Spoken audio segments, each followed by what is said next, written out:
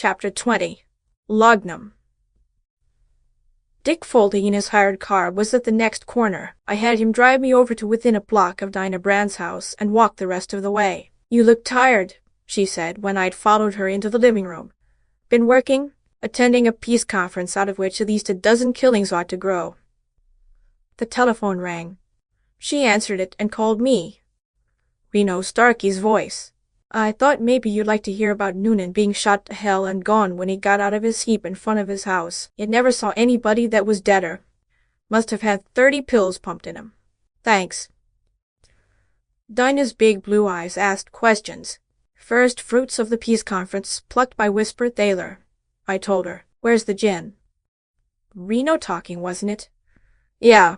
He thought I'd like to hear about Poisonville being all out of police chiefs." "You mean?" "Noonan went down tonight, according to Reno. Haven't you got any gin? Or do you like making me ask for it?" "You know where it is. Been up to some of your cute tricks?" I went back into the kitchen, opened the top of the refrigerator, and attacked the ice with an ice pick that had a 6-inch all-sharp blade set in a round blue and white handle. The girl sat in the doorway and asked questions. I didn't answer them while I put ice, gin, lemon juice, and seltzer together in 2 glasses. "What have you been doing?" she demanded as we carried our drinks into the dining room. "You look ghastly." I put my glass on the table, sat down facing it, and complained. "This damned burg's getting me. If I don't get away soon, I'll be going blood simple like the natives. There's been what, 12 murders since I've been here? Donald Wilson, Ike Bush, the 4 wops and the Dick at Cedar Hill, Jerry, Lou Yard, Dutch Jake, Blackie Whalen, and Put Cullings at the Silver Arrow, Big Nick, the copper I potted, the blonde kid Whisper dropped here, Yakima Shorty, old Elihu's Prowler, and now Noonan. That's 16 of them in less than a week, and more coming up." She frowned at me and said sharply, "Don't look like that." I laughed and went on. "I've arranged a killing or 2 in my time, when they were necessary, but this is the first time I've ever got the fever. It's this damned burg. You can't go straight here. I got myself tangled at the beginning. When old Elihu ran out on me, there was nothing I could do but try to set the boys against each other. I had to swing the job the best way I could. How could I help it if the best way was bound to lead to a lot of killing? The job couldn't be handled any other way without Elihu's backing." "Well, if you couldn't help it, what's the use of making a lot of fuss over it?" "Drink your drink." I drank half of it and felt the urge to talk some more. Play with murder enough, and it gets you one of 2 ways. It makes you sick, or you get to like it. It got Noonan the first way. He was green around the gills after Yard was knocked off, all the stomach gone out of him, willing to do anything to make peace. I took him in, suggested that he and the other survivors get together and patch up their differences. We had the meeting at Wilson's tonight. It was a nice party. Pretending I was trying to clear away everybody's misunderstandings by coming clean all around, I stripped Noonan naked and threw him to them, him and Reno. That broke up the meeting. Whisper declared himself out. P told everybody where they stood. He said battling was bad for his bootlegging racket, and anybody who started anything from then on could expect to have his booze guards turn loose on them. Whisper didn't look impressed. Neither did Reno. "They wouldn't be," the girl said. "What did you do to Noonan? I mean, how do you strip him and Reno?" I told the others that he had known all along that McSwain killed Tim. That was the only lie I told them. Then I told them about the bank stick-up being turned by Reno and the chief, with Jerry taken along and dropped on the premises to tie the job to Whisper. I knew that's the way it was, if what you told me was right. About Jerry getting out of the car, starting toward the bank and being shot. The hole was in his back. Fitting in with that, McGraw said the last scene of the stick-up car was when it turned into King Street. The boys would be returning to the city hall to their jail alibi. "But didn't the bank watchman say he shot Jerry? That's the way it was in the papers." "He said so, but he'd say anything and believe it. He probably emptied his gun with his eyes shut, and anything that fell was his. Didn't you see Jerry drop?" "Yes, I did, and he was facing the bank, but it was all too confused for me to see who shot him." "There were a lot of men shooting. And, yeah, they'd see to that. I also advertised the fact, at least it looks like a fact to me, that Reno plugged Lou Yard. This Reno is a tough egg, isn't he? Noonan went watery, but all they got out of Reno was a what of it. It was all nice and gentlemanly. They were evenly divided, Pete and Whisper against Noonan and Reno, but none of them could count on his partner backing him up if he made a play, and by the time the meeting was over, the pairs had been split. Noonan was out of the count, and Reno and Whisper against each other had Pete against them. So everybody sat around and behaved and watched everybody else, while I juggled death and destruction. Whisper was the first to leave, and he seems to have had time to collect some rods in front of Noonan's house by the time the chief reached home. The chief was shot down.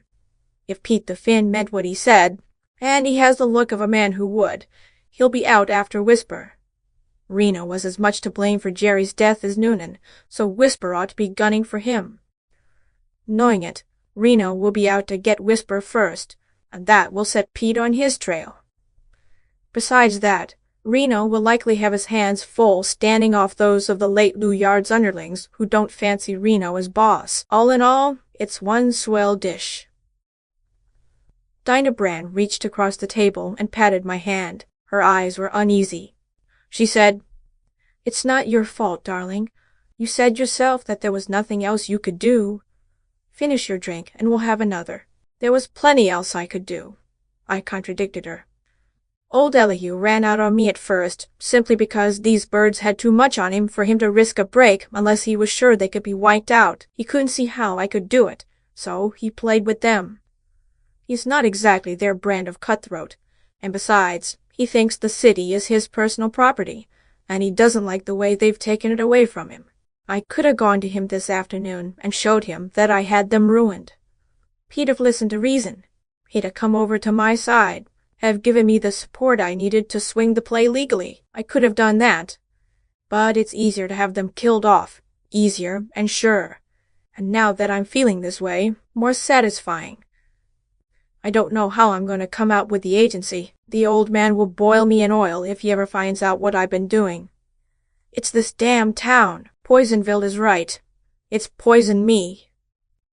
Look, I sat at Wilson's table tonight and played them like you'd play trout, and got just as much fun out of it. I looked at Noonan and knew he hadn't a chance in 1,000 of living another day because of what I had done to him, and I laughed and felt warm and happy inside. That's not me. I've got hard skin all over what's left of my soul, and after 20 years of messing around with crime, I can look at any sort of a murder without seeing anything in it but my bread and butter, the day's work. But this getting a rear out of planning deaths is not natural to me. It's what this place has done to me." She smiled too softly and spoke too indulgently. "You exaggerate so, honey. They deserve all they get. I wish you wouldn't look like that. You make me feel creepy." I grinned, picked up the glasses, and went out to the kitchen for more gin. When I came back, she frowned at me over anxious dark eyes and asked, "Now, what did you bring the ice pick in for?" "To show you how my mind's running. A couple of days ago, if I thought about it at all, it was as a good tool to pry off chunks of ice." I ran a finger down its half-foot of round steel blade to the needle point. "Not a bad thing to pin a man to his clothes with. That's the way I'm betting, on the level.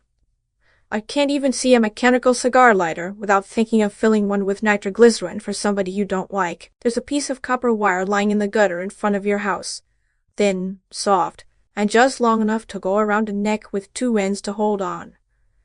I had one hell of a time to keep from picking it up and stuffing it in my pocket, just in case."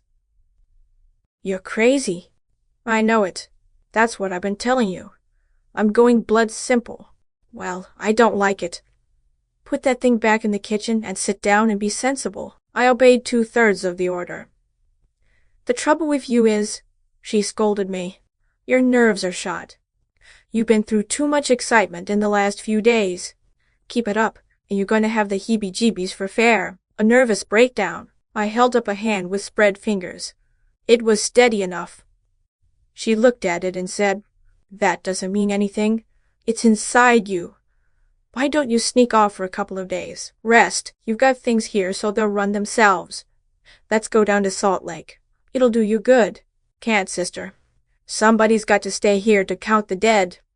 Besides, the whole program is based on the present combination of people and events. Our going out of town would change that, and the chances are the whole thing would have to be gone over again. Nobody would have to know you were gone, and I've got nothing to do with it. Since when? She leaned forward, made her eyes small, and asked, Now, what are you getting at? Nothing. Just wondering how you got to be a disinterested bystander all of a sudden. Forgotten that Donald Wilson was killed because of you, starting the whole thing? Forgotten that it was the dope you gave me on Whisper that kept the job from petering out in the middle? You know just as well as I do that none of that was my fault, she said indignantly. And it's all past anyway. You're just bringing it up because you're in a rotten humor and want to argue. It wasn't past last night, when you were scared stiff Whisper was going to kill you. Will you stop talking about killing? Young Albury once told me Bill Quint had threatened to kill you, I said. Stop it. You seem to have a gift for stirring up murderous notions in your boyfriends. There's Albury waiting trial for killing Wilson. There's Whisper who's got you shivering in corners. Even I haven't escaped your influence. Look at the way I've turned. And I've always had a private notion that Dan Rolfe's going to have a try at you someday. Dan? You're crazy. Why, yeah, he was a lunger and down and out, and you took him in. You gave him a home and all the laudanum he wants. You use him for errand boy. You slap his face in front of me and slap him around in front of others. He's in love with you. One of these mornings, you're going to wake up and find he's whittled your neck away. She shivered, got up, and laughed. I'm glad one of us knows what you're talking about, if you do, she said as she carried her empty glasses through the kitchen door. I lit a cigarette and wondered why I felt the way I did. Wondered if I were getting psychic.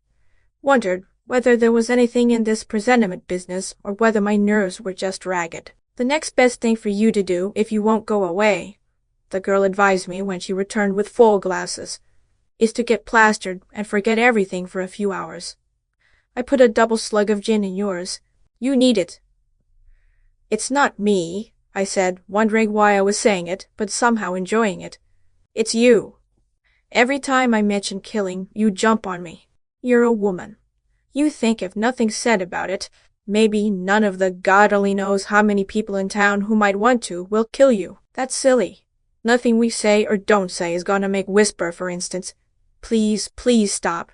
I am silly. I am afraid of the words. I'm afraid of him.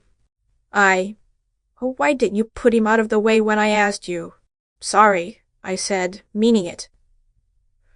Do you think he? I don't know, I told her, and I reckon you're right. There's no use talking about it. The thing to do is drink, though there doesn't seem to be much body to this gin. That's you, not the gin. Do you want an honest-to-God rear? I drink nitroglycerin tonight. That's just about what you're going to get, she promised me. She rattled bottles in the kitchen and brought me in a glass of what looked like the stuff we had been drinking. I sniffed at it and said, Some of Dan's laudanum, huh? He's still in the hospital? Yes, I think his skull is fractured. There's your kick, mister, if that's what you want. I put the dope's gin down my throat. Presently, I felt more comfortable. Time went by as we drank and talked in a world that was rosy, cheerful, and full of fellowship and peace on earth. Dinah stuck to gin. I tried that for a while, too, and then had another gin and laudanum. For a while after that, I played a game, trying to hold my eyes open as if I were awake, even though I couldn't see anything out of them. When the trick wouldn't fool her any more, I gave it up. The last thing I remembered was her helping me onto the living room Chesterfield. End of Chapter 20. Chapter 21. The 17th Murder. I dreamed I was sitting on a bench in Baltimore, facing the tumbling fountain in Harlem Park, beside a woman who wore a veil. I had come there with her. She was somebody I knew well, but I had suddenly forgotten who she was. I couldn't see her face because of the long black veil. I thought that if I had said something to her, I would recognize her voice when she answered, but I was very embarrassed and was a long time finding anything to say. Finally, I asked her if she knew a man named Carroll T. Harris. She answered me, but the roar and swish of the tumbling fountain smothered her voice, and I could hear nothing. Fire engines went out Edmondson Avenue. She left me to run after them. As she ran, she cried, "Fire! Fire!" I recognized her voice then, and knew she was someone important to me. I ran after her, but it was too late. She and the fire engines were gone. I walked streets hunting for her, half the streets in the United States, Gay Street and Mount Royal Avenue in Baltimore, Colfax Avenue in Denver, Etna Road and St. Clair Avenue in Cleveland, McKinney Avenue in Dallas, Lamartine and Cornell and Amory Streets in Boston, Berry Boulevard in Louisville, Lexington Avenue in New York, until I came to Victoria Street in Jacksonville, where I heard her voice again, though I still could not see her. I walked more streets, listening to her voice.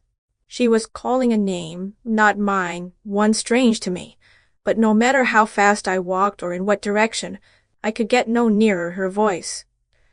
It was the same distance from me in the street that runs past the Federal Building in El Paso as in Detroit's Grand Circus Park. Then the voice stopped. Tired and discouraged, I went into the lobby of the hotel that faces the railroad station in Rocky Mount, North Carolina, to rest. While I sat there, a train came in. She got off it and came into the lobby over to me and began kissing me. I was very uncomfortable because everybody stood around looking at us and laughing. That dream ended there. I dreamed I was in a strange city hunting for a man I hated. I had an open knife in my pocket and meant to kill him with it when I found him. It was Sunday morning. Church bells were ringing. Crowds of people were in the streets, going to and from church. I walked almost as far as in the first dream, but always in this same strange city. Then the man I was after yelled at me, and I saw him. He was a small brown man who wore an immense sombrero. He was standing on the steps of a tall building on the far side of a wide plaza, laughing at me. Between us, the plaza was crowded with people, packed shoulder to shoulder. Keeping one hand on the open knife in my pocket, I ran toward the little brown man, running on the heads and shoulders of the people in the plaza. The heads and shoulders were of unequal heights and not evenly spaced. I slipped and floundered over them. The little brown man stood on the steps and laughed until I had almost reached him. Then he ran into the tall building. I chased him up miles of spiral stairway, always just an inch more than a hand's reach behind him. We came to the roof. He ran straight across to the edge and jumped just as one of my hands touched him. His shoulder slid out of my fingers. My hand knocked his sombrero off and closed on his head. It was a smooth, hard, round head, no larger than a large egg. My fingers went all the way around it. Squeezing his head in one hand, I tried to bring the knife out of my pocket with the other, and realized that I had gone off the edge of the roof with him. We dropped giddily down toward the millions of upturned faces in the plaza, miles down. I opened my eyes in the dull light of morning sun filtered through drawn blinds. I was lying face down on the dining room floor, my head resting on my left forearm. My right arm was stretched straight out. My right hand held the round blue and white handle of Dinah Brand's ice pick. The pick's 6-inch needle-sharp blade was buried in Dinah Brand's left breast. She was lying on her back, dead. Her long, muscular legs were stretched out toward the kitchen door. There was a run down the front of her right stocking. Slowly, gently, as if afraid of awakening her, I let go the ice pick, drew in my arm, and got up. My eyes burned. My throat and mouth were hot, woolly. I went into the kitchen, found a bottle of gin, tilted it to my mouth, and kept it there until I had to breathe. The kitchen clock said 7:41. With the gin in me, I returned to the dining room, switched on the lights, and looked at the dead girl. Not much blood was in sight. A spot the size of a silver dollar around the hole the ice pick made in her blue dress. There was a bruise on her right cheek, just under the cheekbone. Another bruise, finger-made, was on her right wrist. Her hands were empty. I moved her enough to see that nothing was under her. I examined the room. So far as I could tell, nothing had been changed in it. I went back to the kitchen and found no recognizable changes there. The spring lock on the back door was fastened and had no marks to show it had been monkeyed with. I went to the front door and failed to find any marks on it. I went through the house from top to bottom and learned nothing. The windows were all right. The girl's jewelry on her dressing table, except the 2 diamond rings on her hands and $400 in her handbag on a bedroom chair, were undisturbed. In the dining room again, I knelt beside the dead girl and used my handkerchief to wipe the ice pick handle clean of any prints my fingers had left on it. I did the same to glasses, bottles, doors, light buttons, and the pieces of furniture I had touched or was likely to have touched. Then I washed my hands, examined my clothes for blood, made sure I was leaving none of my property behind, and went to the front door. I opened it, wiped the inner knob, closed it behind me, wiped the outer knob, and went away. From a drugstore in Upper Broadway, I telephoned Dick Foley and asked him to come over to my hotel. He arrived a few minutes after I got there. Dinah Brand was killed in her house last night, or early this morning, I told him. Stabbed with an ice pick. The police don't know it yet. I've told you enough about her for you to know that there are any number of people who might have had reason for killing her. There are 3 I want looked up first. Whisper, Dan Rolfe, and Bill Quint, the radical fellow. You've got their descriptions. Rolfe is in the hospital with a dented skull. I don't know which hospital. Try the city first. Get hold of Mickey Linehan. He's still camped on Pete the Finn's trail, and have him let Pete rest while he gives you a hand on this. Find out where those 3 birds were last night. And time means something. The little Canadian op had been watching me curiously while I talked. Now he started to say something, changed his mind, grunted, "Righto," and departed. I went out to look for Reno Starkey. After an hour of searching, I located him by telephone in a Ronnie Street rooming house. "By yourself?" he asked when I had said I wanted to see him. "Yeah." He said I could come out and told me how to get there. I took a taxi. It was a dingy 2-story house near the edge of town. A couple of men loitered in front of a grocer's on the corner above. Another pair sat on the low wooden steps of the house down to the next corner. None of the 4 was conspicuously refined in appearance. When I rang the bell, 2 men opened the door. They weren't so mild-looking either.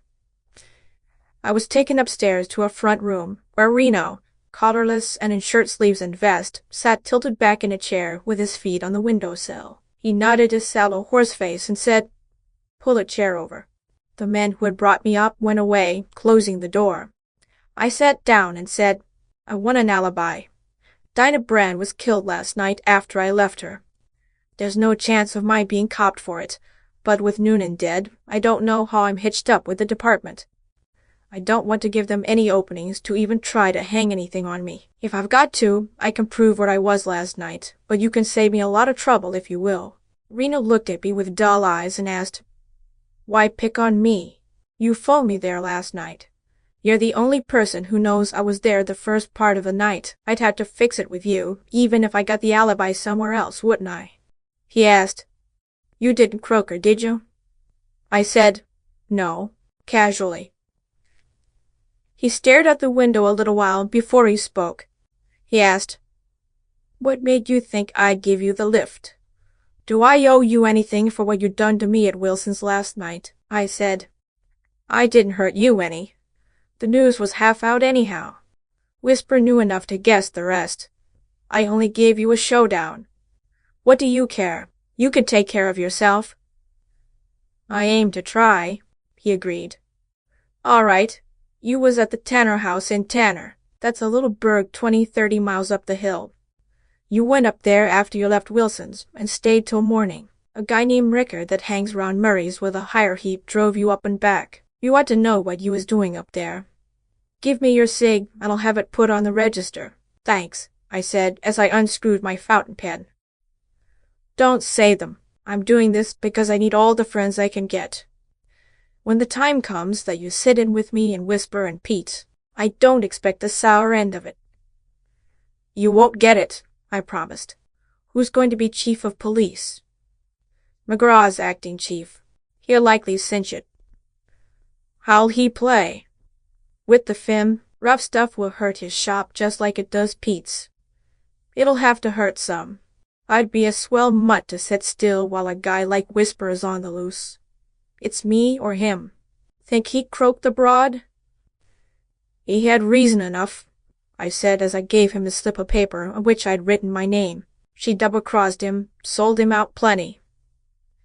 You and her was kind of thick, wasn't you? He asked. I let the question alone, lighting a cigarette. Reno waited a while and then said, You better hunt up Ricker and let him get a look at you, so's he'll know how to describe you if he's asked. A long-legged youngster of 22 or so, with a thin freckled face around reckless eyes, opened the door and came into the room. Reno introduced him to me as Hank O'Mara. I stood up to shake his hand and then asked Reno, Can I reach you here if I need to? No, Pete Murray. I've met him, and I know his joint. Anything you give him will get to me, he said. We are getting out of here. It's not so good. That Tanner lay is all set. Right. Thanks. I went out of the house. End of Chapter 21. Chapter 22. The Ice Pick. Downtown, I went first to police headquarters. McGraw was holding down the chief's desk. His blonde-lashed eyes looked suspiciously at me, and the lines in his leathery face were even deeper and sourer than usual. When you see Dinah Brand last? He asked, without any preliminaries, not even a nod. His voice rasped disagreeably through his bony nose. 10:40 last night, or thereabout? I said. Why? Where? Her house. How long were you there? Why? 10 minutes, maybe 15. Why? Why what? Why didn't you stay any longer than that? What? I asked, sitting down in the chair he hadn't offered me. Makes it any of your business? He glared at me while he filled his lungs so he could yell, Murder! In my face. I laughed and said, You don't think she had anything to do with Noonan's killing? I wanted a cigarette, but cigarettes were too well known as first aids to the nervous for me to take a chance on one just then. McGraw was trying to look through my eyes. I let him look, having all sorts of confidence in my belief that, like a lot of people, I looked most honest when I was lying. Presently he gave up the eye study and asked, Why not? That was weak enough. I said, All right, why not? Indifferently, offered him a cigarette, and took one myself. Then I added, My guess is that Whisper did it. Was he there? For once McGraw cheated his nose, snapping the words off his teeth. Was he where? At Brand's. No, I said, wrinkling my forehead. Why should he be, if he was off killing Noonan? Damn Noonan! The acting chief exclaimed irritably. What do you keep dragging him in for? I tried to look at him as if I thought him crazy. He said, Dinah Brand was murdered last night. I said, Yeah? Now will you answer my questions? Of course. I was at Wilson's with Noonan and the others. After I left there, around 10:30, I dropped in at her house to tell her I had to go up to Tanner. I had a halfway date with her. I stayed there about 10 minutes, long enough to have a drink. There was nobody else there, unless they were hiding. When was she killed, and how? McGraw told me he had sent a pair of his dicks, Shep and Vanneman, to see the girl that morning, to see how much help she could and would give the department in copying Whisper for Noonan's murder. The dicks got to her house at 9:30. The front door was ajar. Nobody answered their ringing. They went in and found the girl lying on her back in the dining room, dead, with a stab wound in her left breast. The doctor who examined the body said she'd been killed with a slender, round, pointed blade about 6 inches in length, at about 3 o'clock in the morning. Bureaus, closets, trunks, and so on had apparently been skillfully and thoroughly ransacked. There was no money in the girl's handbag or elsewhere in the house. The jewel case on her dressing table was empty. 2 diamond rings were on her fingers. The police hadn't found the weapon with which she had been stabbed. The fingerprint experts hadn't turned up anything they could use. Neither doors nor windows seemed to have been forced. The kitchen showed that the girl had been drinking with a guest or guests. 6 inches, round, slim, pointed. I repeated the weapon's description. That sounds like her ice pick. McGraw reached for the phone and told somebody to send Shep and Vanneman in. Shep was a stoop-shouldered, tall man whose wide mouth had a grimly honest look that probably came from bad teeth. The other detective was short, stocky, with purplish veins in his nose and hardly any neck. McGraw introduced us and asked them about the ice pick. They had not seen it, were positive it hadn't been there. They wouldn't have overlooked an article of its sort. "Was it there last night?" McGraw asked me. I stood beside her while she chipped off pieces of ice with it. I described it. McGraw told the Dicks to search her house again, and then to try to find the pick in the vicinity of the house. "You knew her?" he said when Shep and Veneman had gone. "What's your slant on it? Too new for me to have one." I dodged the question. "Give me an hour or two to think it over. What do you think?" He fell back into sourness, growling, "How the hell do I know?" But the fact that he let me go away without asking me any more questions told me he had already made up his mind that Whisper had killed the girl. I wondered if the little gambler had done it, or if this was another of the wrong raps that Poisonville police chiefs liked to hang on him. It didn't seem to make much difference now. It was a cinch he had, personally or by deputy, put Noonan out, and they could only hang him once. There were a lot of men in the corridor when I left McGraw. Some of these men were quite young, just kids. Quite a few were foreigners, and most of them were every bit as tough-looking as any men should be. Near the street door, I met Donner, one of the coppers who had been on the Cedar Hill expedition. "Hello," I greeted him. "What's the mob?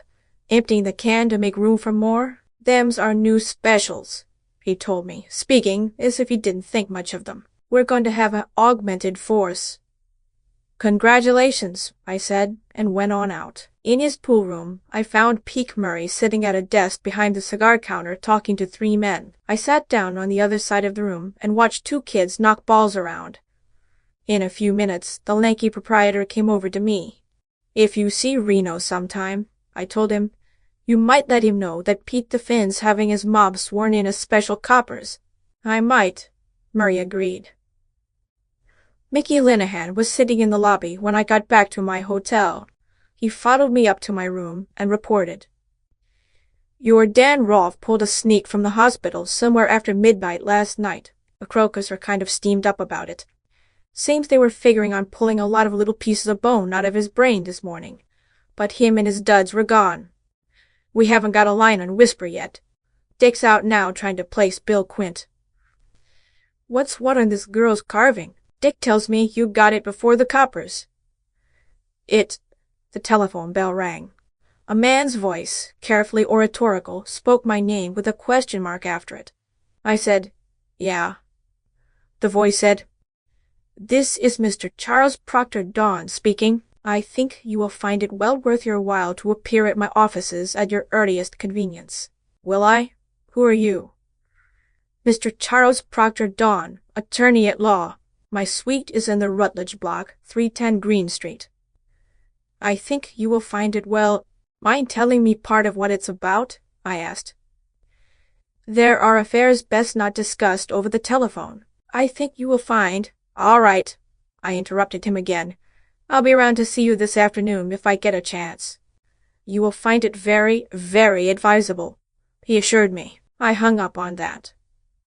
Mickey said, "You were going to give me the what's what on the brand slaughter." I said, "I wasn't." I started to say it ought to be hard to trace Rolfe, running around with a fractured skull and probably a lot of bandages. "Suppose you try it. Give Hurricane Street a play first." Mickey grinned all the way across his comedian's red face, said, "Don't tell me anything that's going on. I'm only working with you," picked up his hat, and left me. I spread myself on the bed, smoked cigarettes end to end, and thought about last night. My frame of mind, my passing out, my dreams, and the situation into which I woke. The thinking was unpleasant enough to make me glad when it was interrupted. Fingernails scratched the outside of my door. I opened the door. The man who stood there was a stranger to me. He was young, thin, and gaudily dressed. He had heavy eyebrows and a small mustache that were coal-black against a very pale, nervous, but not timid face. "I'm Ted Wright," he said, holding out a hand as if I were glad to meet him. "I guess you've heard Whisper talk about me." I gave him my hand, let him in, closed the door, and asked, "You're a friend of Whisper's?" "You bet." He held up 2 thin fingers pressed tightly together. "Just like that, me and him." I didn't say anything. He looked around the room, smiled nervously, crossed to the open bathroom door, peeped in, came back to me, rubbed his lips with his tongue, and made his proposition. I'll knock him off for you for $50,000.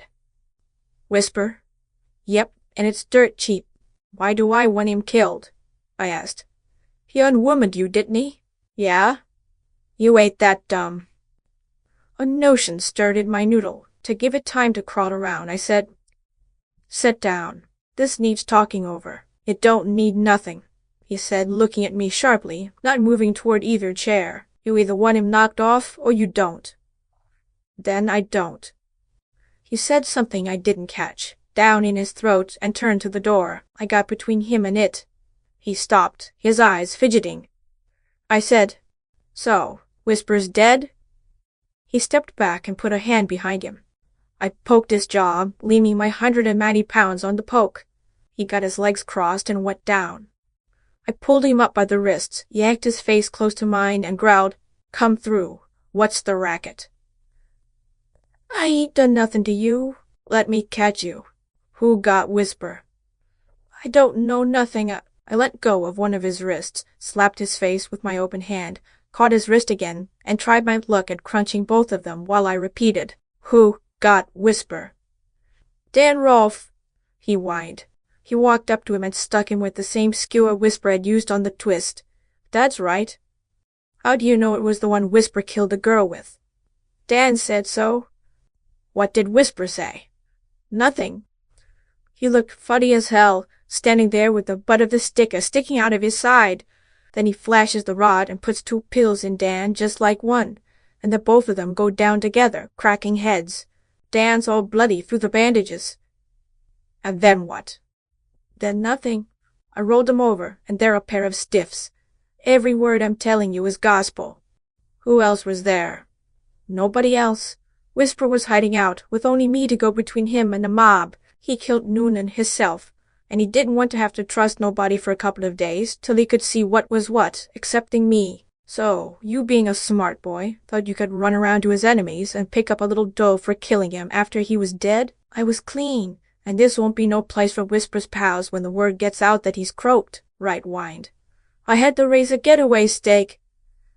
How'd you make out so far? I got a century from Pete and a century and a half from Peak Murray, for Reno, with more promise from both when I turned the trick. The whine changed into boasting as he talked. I bet you I could get McGraw to come across too, and I thought you'd kick in with something. They must be high in the air to toss dough at a woozy racket like that. I don't know, he said superiorly. It ain't such a lousy one at that. He became humble again. Give me a chance, Chief. Don't coming up on me. I'll give you $50 now, and a split of whatever I get from McGraw if you'll keep your clams shut till I can put it over and grab a rapper. Nobody but you knows where Whisper is. Nobody else, except Dan, that's as dead as he is. Where are they? The old Redmond warehouse down on Porter Street. In the back, upstairs. Whisper had a room fixed up with a bed, stove, and some grub. Give me a chance. $50 now, and a cut on the rest. I let go of his arm and said, I don't want the dough, but go ahead. I'll lay off for a couple of hours. That ought to be long enough. Thanks, Chief. Thanks. And he hurried away from me. I put on my coat and hat, went out, found Green Street and the Rutledge block. It was a wooden building, a long while past any prime it might ever have had. Mr. Charles Proctor Dawn's establishment was on the 2nd floor. There was no elevator. I climbed a worn and rickety flight of wooden steps. The lawyer had 2 rooms, both dingy, smelly, and poorly lighted. I waited in the outer one, while a clerk who went well with the rooms carried my name into the lawyer. Half a minute later, the clerk opened the door and beckoned me in. Mr. Charles Proctor Dawn was a little fat man of 50-something. He had prying triangular eyes of a very light color, a short fleshy nose, and a fleshier mouth, whose greediness was only partly hidden between a ragged gray mustache and a ragged gray Van Dyke beard. His clothes were dark and unclean-looking, without actually being dirty. He didn't get up from his desk, and throughout my visit he kept his right hand on the edge of a desk drawer that was some 6 inches open. He said, my dear sir, I am extremely gratified to find that you had the good judgment to recognize the value of my counsel." His voice was even more oratorical than it had been over the wire. I didn't say anything. Nodding his whiskers, as if my not saying anything was another exhibition of good judgment, he continued. "I may say, in all justice, that you will find it the invariable part of sound judgment to follow the dictates of my counsel in all cases. I may say this, my dear sir, without false modesty, appreciating with both fitting humility and a deep sense of true and lasting values my responsibilities as well as my prerogatives as a— and why should I stoop to conceal the fact that there are those who feel justified in preferring to substitute the definite article for the indefinite, recognized and accepted leader of the bar in this thriving state. He knew a lot of sentences like that, and he didn't mind using them on me. Find me, he got it wrong too. Thus, that conduct which in a minor practitioner might seem irregular, becomes, when he who exercises it occupies such indisputable prominence in this community, and, I might say, not merely the immediate community, as serves to place him above fear of reproach, simply that greater ethic which scorns the pettier conventionalities when confronted with an opportunity to serve mankind through one of its individual representatives. Therefore, my dear sir, I have not hesitated to brush aside scornfully all trivial considerations of accepted precedent to summon you, to say to you frankly and candidly, my dear sir, that your interests will be best served by and through retaining me as your legal representative." I asked, "What it cost?" "That," he said loftily, "is of but secondary importance. However, it is a detail which has its deserved place in our relationship, and must be not overlooked or neglected. We shall say $1,000 now. Later, no doubt—" He ruffled his whiskers and didn't finish the sentence. I said I hadn't, of course, that much money on me. "Naturally, my dear sir, naturally, but that is of not the least importance in any degree. None whatever. Any time will do for that. Any time up to 10 o'clock tomorrow morning." "At 10 tomorrow," I agreed. "Now, I'd like to know why I'm supposed to need legal representatives." He made an indignant face. "My dear sir, this is no matter for jesting, of that I assure you." I explained that I hadn't been joking, that I really was puzzled. He cleared his throat, frowned more or less importantly, said, "It may well be, my dear sir, that you do not fully comprehend the peril that surrounds you, but it is indubitably preposterous that you should expect me to suppose that you are without any inkling of the difficulties, the legal difficulties, my dear sir, with which you are about to be confronted, growing, as they do, out of occurrences that took place at no more remote time than last night, my dear sir, last night. However, there is no time to go into that now. I have a pressing appointment with Judge Leffner. On the morrow, I shall be glad to go more thoroughly into each least ramification of the situation, and I assure you there are many with you. I shall expect you at 10 tomorrow morning." I promised to be there, and went out. I spent the evening in my room, drinking unpleasant whiskey, thinking unpleasant thoughts, and waiting for reports that didn't come from Mickey and Dick. I went to sleep at midnight. End of Chapter 22. Chapter 23. Mr. Charles Proctor Dawn. I was half-dressed the next morning when Dick Foley came in. He reported, in his word-saving manner, that Bill Quint had checked out of the Miners' Hotel at noon the previous day, leaving no forwarding address. A train left Poisonville for Ogden at 12:35. Dick had wired the Continental Salt Lake branch to send a man up to Ogden to try to trace Quint. "We can't pass up any leads," I said, "but I don't think Quint's the man we want." She gave him the air long ago. If he had meant to do anything about it, he would have done it before this. My guess is that, when he heard she had been killed, he decided to duck, being a discarded lover who had threatened her. Dick nodded and said, "Gunplay out the road last night. Hijacking. 4 trucks of hooch nailed, burned." That sounded like Reno Starkey's answer to the news that the big bootleggers' mob had been sworn in as special coppers. Mickey Linehan arrived by the time I had finished dressing. "Dan Rolfe was at the house all right," he reported. The Greek grocer on the corner saw him come out around 9 yesterday morning. He went down the street wobbling and talking to himself. The Greek thought he was drunk. How come the Greek didn't tell the police? Or did he? Wasn't asked. A swell department this burg's got. What do we do? Find him for them and turn him in with the job all tacked up? McGurl has decided Whisper killed her, I said, and he's not bothering himself with any leads that don't lead that way. Unless he came back later for the ice pick, Rolf didn't turn the trick. She was killed at 3 in the morning. Rolf wasn't there at 8:30, and the pick was still sticking in her. It was... Dick Foley came over to stand in front of me and ask, "How do you know?" I didn't like the way he looked or the way he spoke. I said, "You know because I'm telling you." Dick didn't say anything. Mickey grinned his half-wits grin and asked, "Where do we go from here? Let's get this thing polished off." "I've got a date for 10, I told him.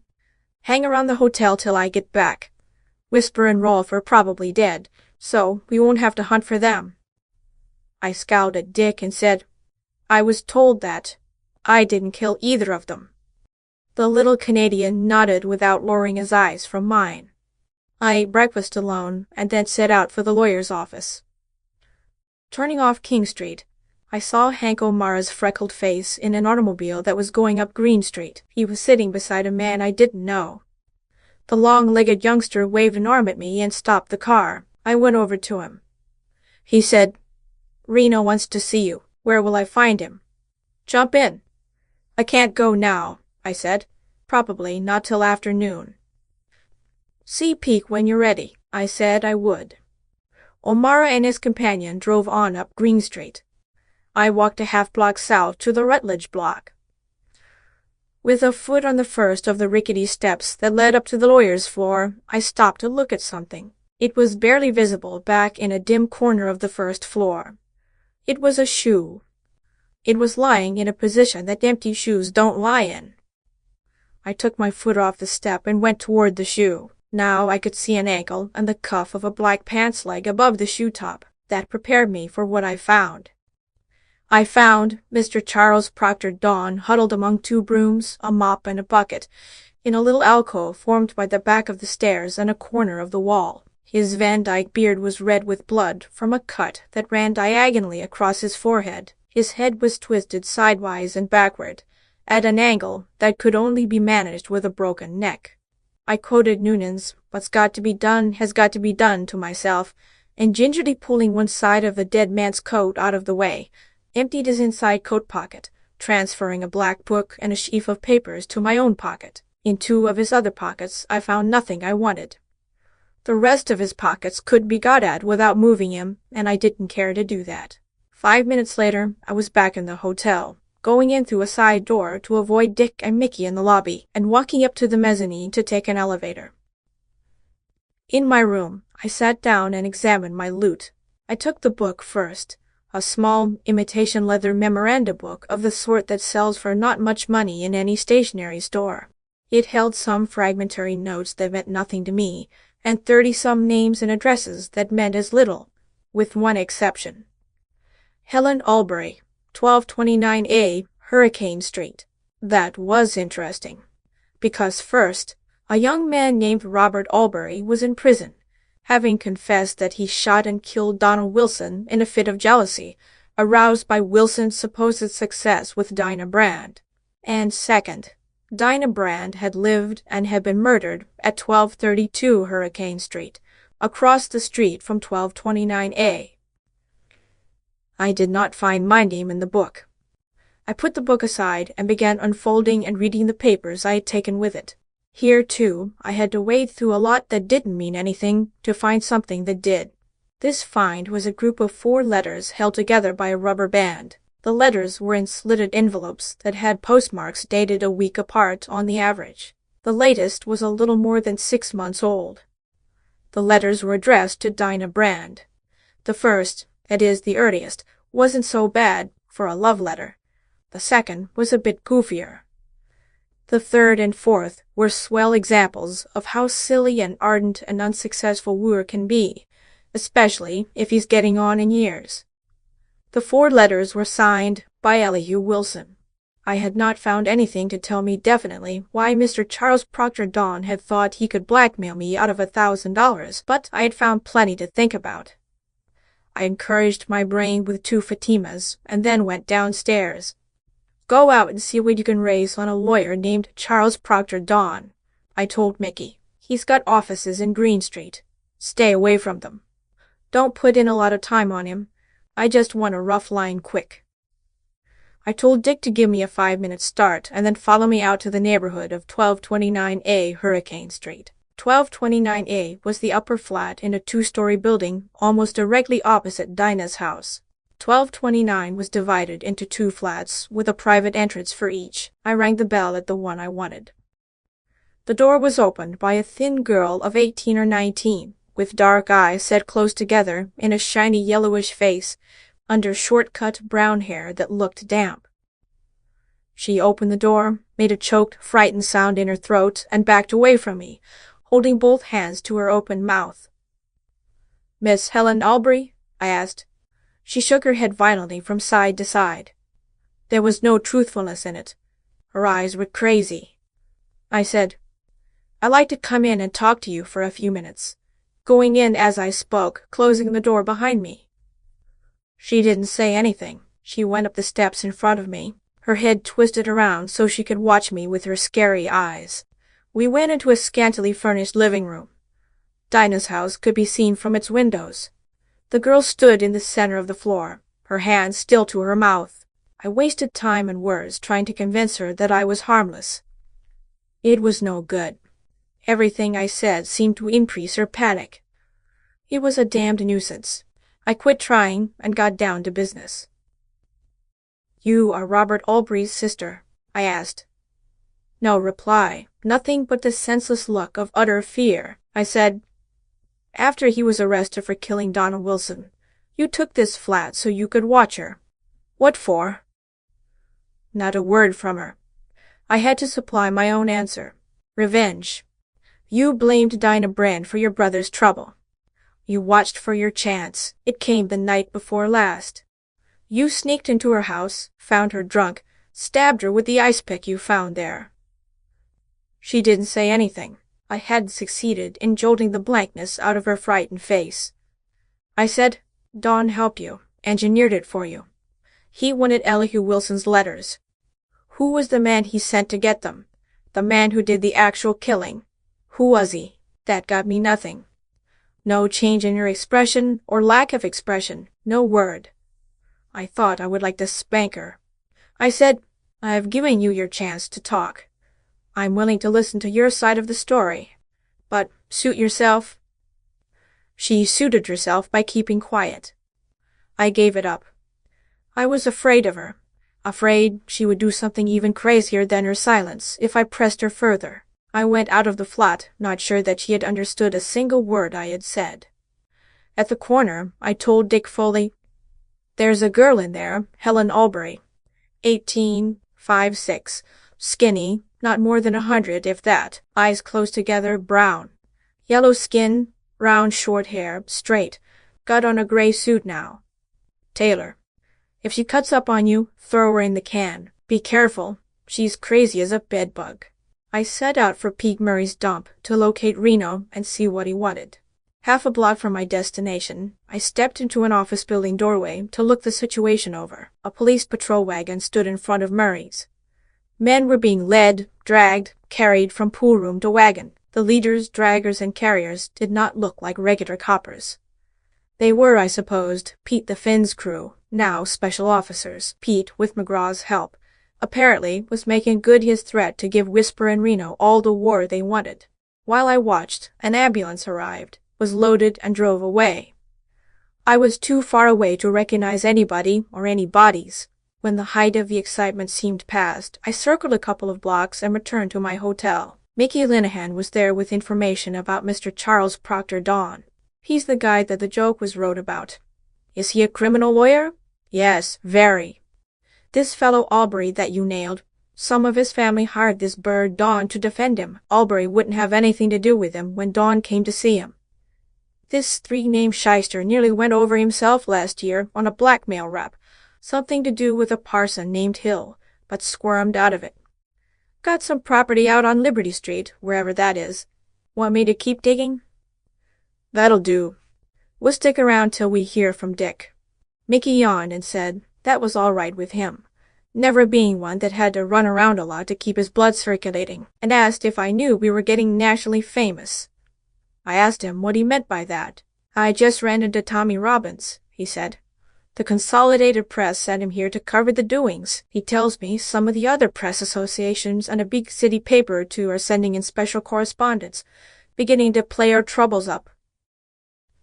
I was making one of my favorite complaints, that newspapers were good for nothing except to hash things up so nobody could unhash them, when I heard a boy chanting my name. For a dime he told me I was wanted on the phone. Dick Foley. She showed right away, to 310 Green Street, full of coppers. Mouthpiece named Dawn killed. Police took her to the hall. She's still there? Yes, in the chief's office. Stick, and get anything you pick up to me quick. I went back to Mickey Linehan and gave him my room key and instructions. Camp in my room. Take anything that comes for me and pass it on. I'll be at the Shannon around the corner, registered as J.W. Clark. Tell Dick and nobody. Mickey asked, "What the hell?" Got no answer, and moved his loose-jointed bulk toward the elevators. End of Chapter 23. Chapter 24. Wanted. I went around to the Shannon Hotel, registered my alias, paid my day's rent, and was taken to room 321. An hour passed before the phone rang. Dick Foley said he was coming up to see me. He arrived within 5 minutes. His thin, worried face was not friendly. Neither was his voice. He said, "Warrant's out for you. Murder. 2 counts. Rand and Dawn. I phoned. Mickey said he'd stick. Told me you were here. Police got him. Grilling him now." "Yeah, I expected that." "So did I," he said sharply. I said, making myself drawl the words, "You think I killed them, don't you, Dick?" "If you didn't, it's a good time to say so. Going to put the finger on me?" I asked. He pulled his lips back over his teeth. His face changed from tan to buff.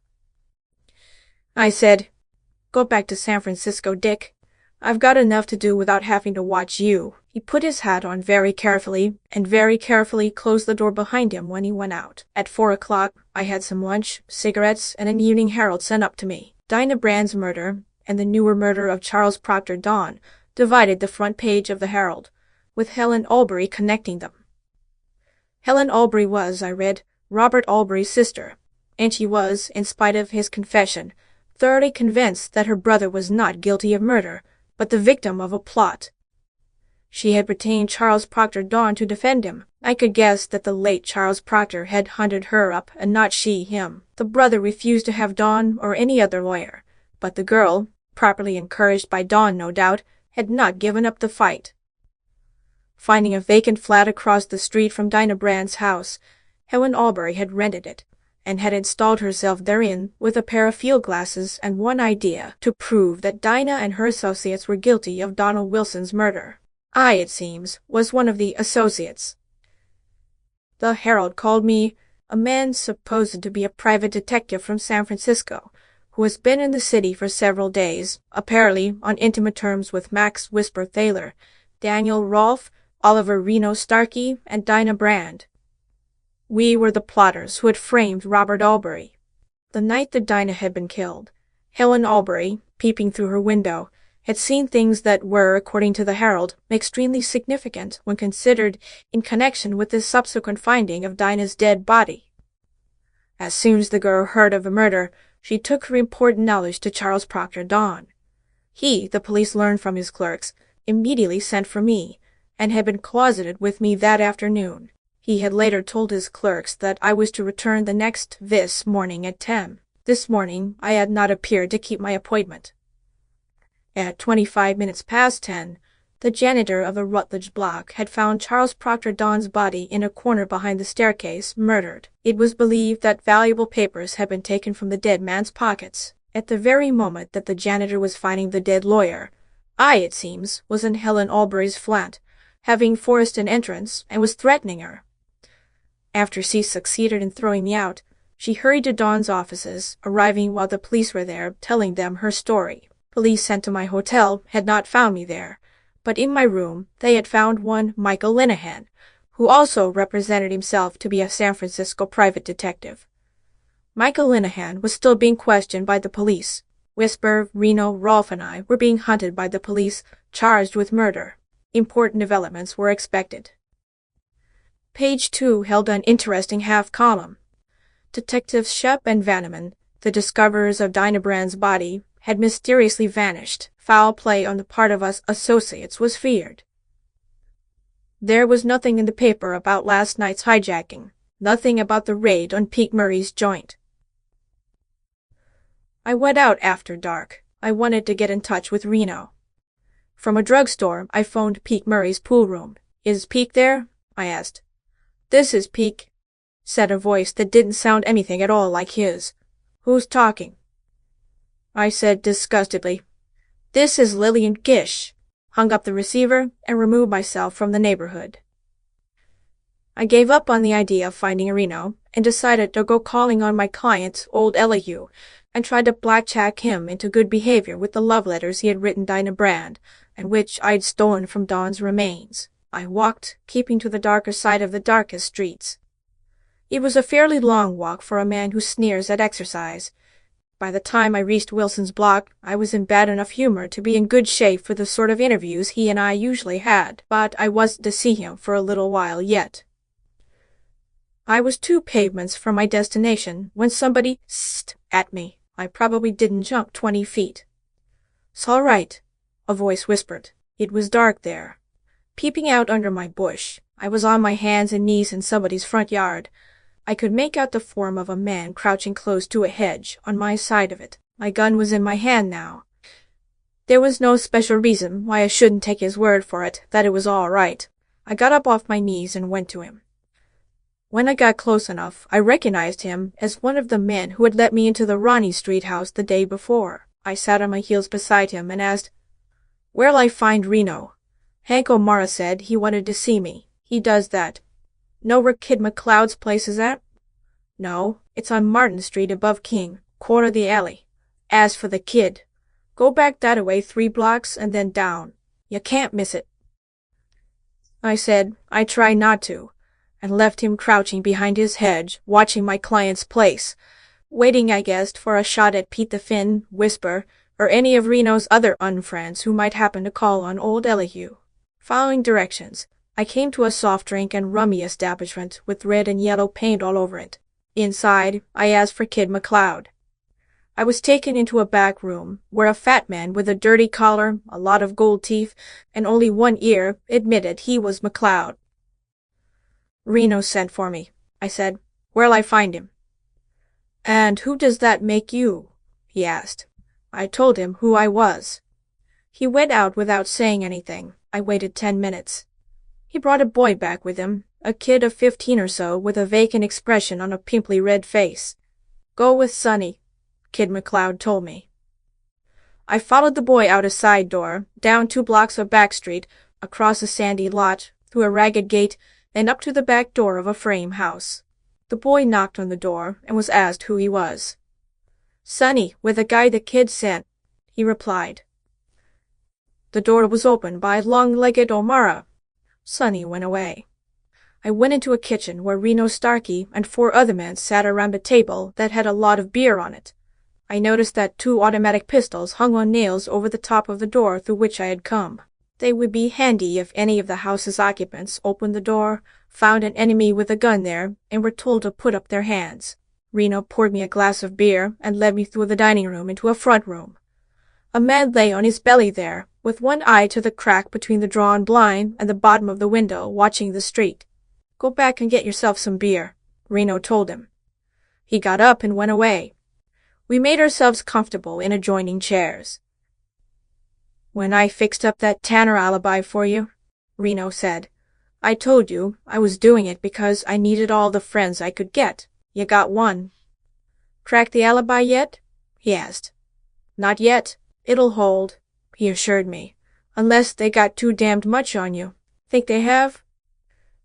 I did think so. I said. No. McGraw's just feeling playful. That'll take care of itself. How's your end holding up?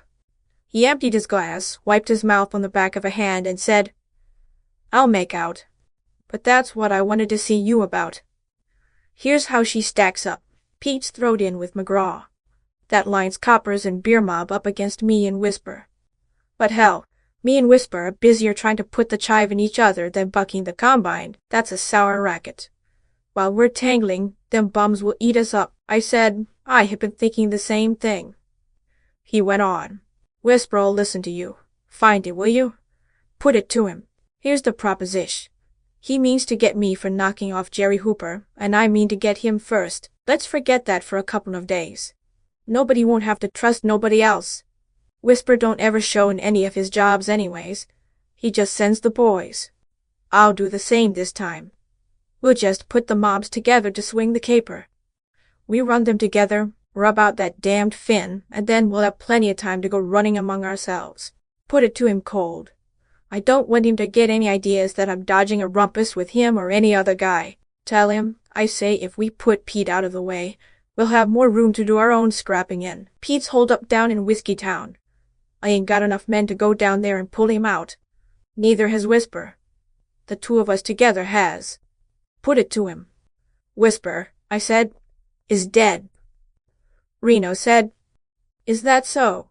As if he thought it wasn't. Dan Rolfe killed him yesterday morning, down in the old Redmond warehouse. Stuck him with the ice pick Whisper had used on the girl. Reno asked, You know this? You're not just running off at the head? I know it. Damn funny none of his mob act like he was gone, he said, but he was beginning to believe me. They don't know it. He was hiding out, with Ted Wright the only one in on the ware. Ted knew it. He cashed in on it. He told me he got 100 or 150 from you through Pete Murray. I'd have given the big umpchay twice that for the straight dope. Reno grumbled. He rubbed his chin and said, Well, that settles the Whisper end. I said, No. What do you mean, no? If his mob don't know where he is, I suggested, let's tell them.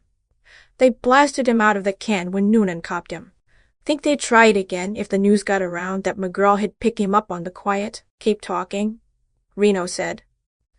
If his friends try to crack the Hooskow again, thinking he's in on it, that'll give the department, including Pete's specials, something to do. While they're doing it, you could try your luck in Whiskey Town. Maybe, he said slowly. Maybe we'll try just that thing. It ought to work, I encouraged him, standing up. I'll see you. Stick around. This is as good a spot as any while there's a reader out for you. And we'll need a good guy like you on the party. I didn't like that so much. I knew enough not to say so. I sat down again.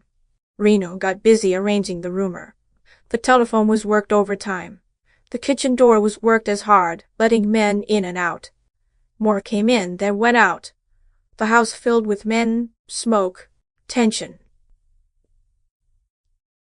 End of chapter 24.